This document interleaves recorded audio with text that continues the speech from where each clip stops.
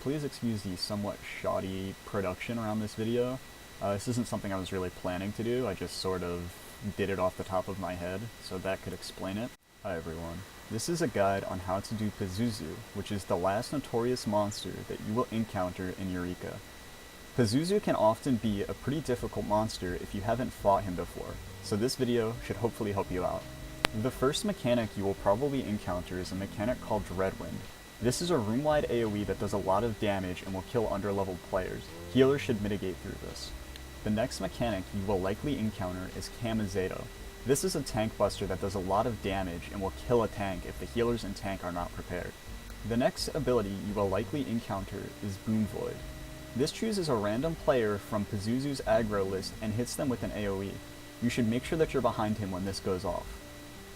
The next mechanic you will likely encounter is Plague of Locusts. This is an AoE ability that does damage to anyone that's not in melee range. It will kill anyone that is not a tank, so you should make sure that you're in melee range when this goes out.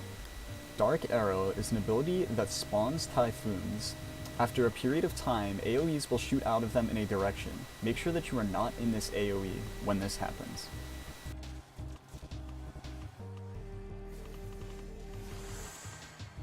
The ability Taratarian Storm will spawn tornadoes. These tornadoes will move around the arena.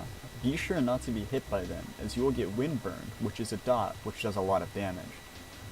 Gale Cannon is similar to Zervan's Wave Cannon. It chooses a random person from the aggro list and faces the boss toward them. After a wind-up period, the boss will shoot out a square AoE directly from himself toward the person. Everyone should be out of him and at the sides or behind him when this happens. Cloud of Locusts is an AoE around the boss, which does a lot of damage and will kill anyone that is not a tank or shielded. You should make sure not to be in melee range when this goes out. And that just about wraps up the last Notorious Monster of Eureka. Go out there, get yourself some feathers, and show off those new relics.